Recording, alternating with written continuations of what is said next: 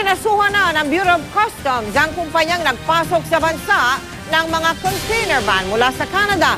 Nabasura pala ang laman.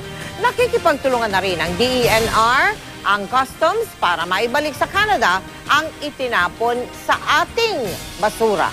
Nakatutok si Lia Manyalak del Castillo.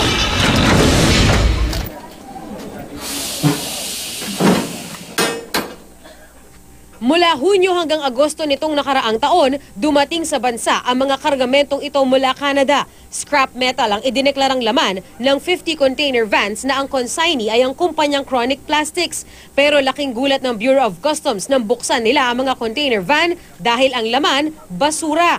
Kaya kanina, sinampahan na ng reklamong smuggling at paglabag sa Republic Act 6969 o ang Toxic Substances and Hazardous and Nuclear Wastes Control Act, ang Chronic Plastics. May-ari nito na si Adelfa Eduardo at ang licensed customs broker nila na sina Leonora Flores at Sherjun Saldon. Hindi po basurahan ng ibang bansa ang Pilipinas. Ito po ay labag hindi lamang sa Tariff and Customs Code kundi sa ilang mga batas tungkol sa ating environment. No?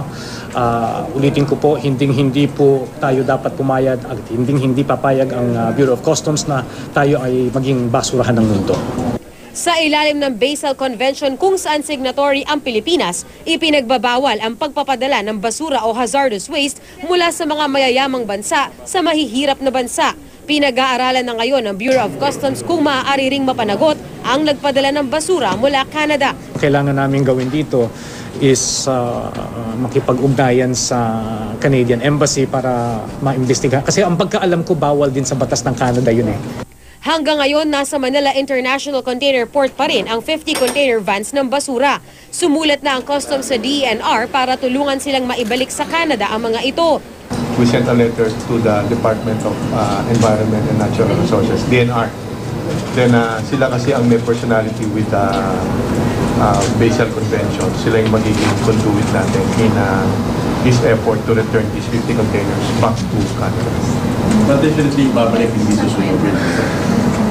Ang protocol would be using that convention that must be returned to the origin. Hindi ito ang unang pagkakataon na dumating ang basura mula sa ibang bansa dito sa Pilipinas. Taong 1999 nang madiskubre rin ang mahigit 100 container van ng hazardous waste mula Japan. Laman ng mga ito ang mga gamit na syringe, diapers, sanitary napkins, pati na mga sirang computer parts. Lia Manyalak del Castillo, nakatutok, 24 oras.